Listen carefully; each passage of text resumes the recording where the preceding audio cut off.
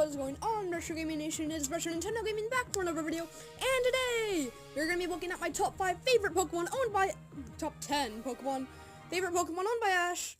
Before we get started, before we get on to the list, I want to explain how I watched the first season of Kanto, none of the Johto and Hoenn series, the beginning and end of Sinnoh, most of Unova, all of Kalos, and the first 7 episodes of Alola. So this is my first scripted video, so tell me if I sound weird in the comment section. Now at the number 10 spot, we have my favorite of Ash's Kanto starters, Bulbasaur. Now my favorite part about Bulbasaur is its stubbornness, but with it is very lovable. But the big reason why it is on the list is when it purposefully prevented evolving, which is such a weird moment for me, since Pokemon usually love evolving, making a bond for trainers in the process. And that is why Bulbasaur makes the number 10 spot.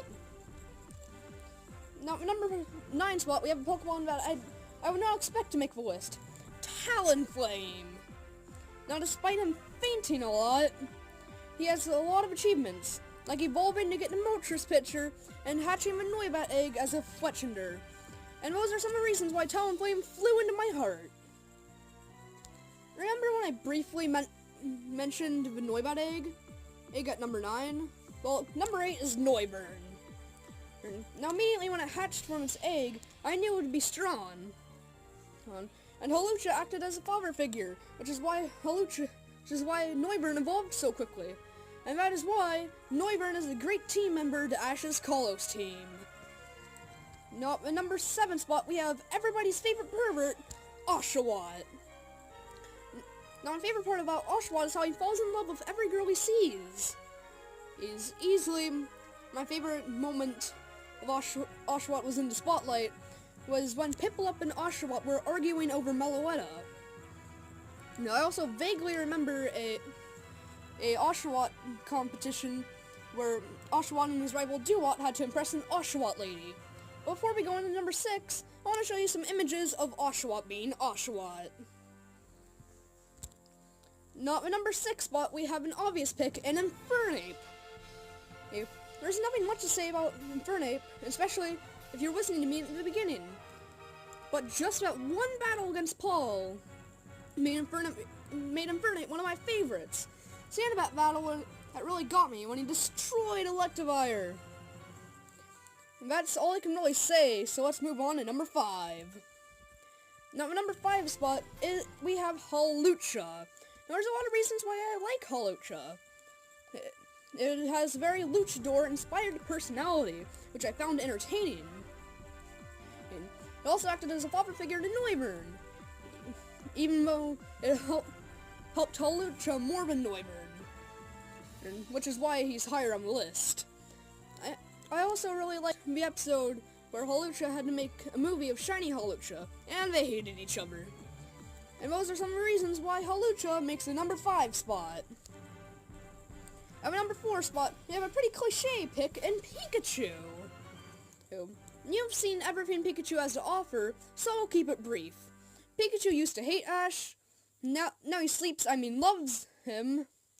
But before we move on to number 3, how the hell does he beat legendaries and lose to a goddamn level 5 Snivy? Remember when we talked about the level 5 Snivy? Well, this one is anything but level 5. You guessed it, number 3 is Snivy. Snivy lost a lot. I mean a lot. Like one of Ash's worst Pokemon. But despite its terrible performance in battle, it is one of Ash's most lovable Pokemon. You know you love Snivy because it embraced the Smugleaf meme. And that's why I like it too. The only big thing Snivy did was help Tepig evolve into Pignite, even if it helped Pignite more than Snivy.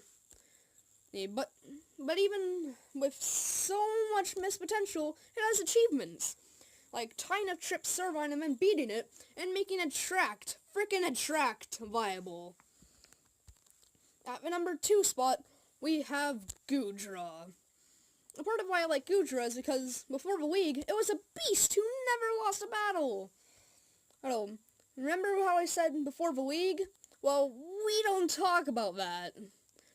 But what really got me was the episode where Goodra reunited with his friends. Highlights were Goodra saving the baby, and when Goodra stopped Team Rocket.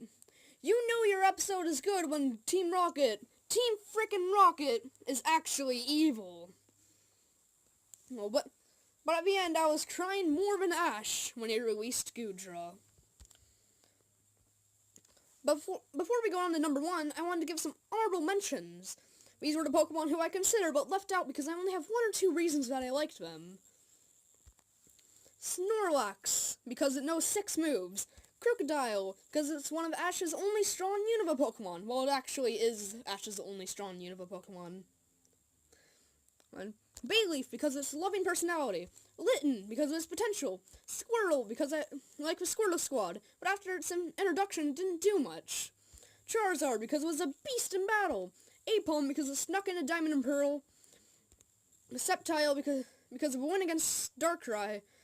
And finally, Gliscor, because of its personality.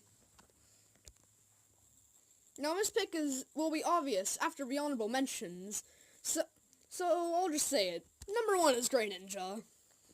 Somehow, every battle Greninja is in is super entertaining. Even when he lost, I ended the episode saying, damn, that battle was good.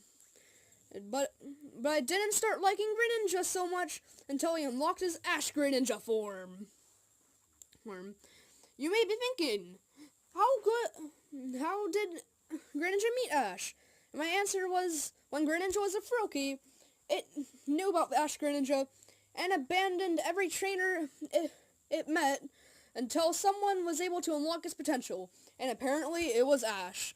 And that is why Greninja makes the number 1 spot. Hope you guys enjoyed this video. It took ages to make, and bye!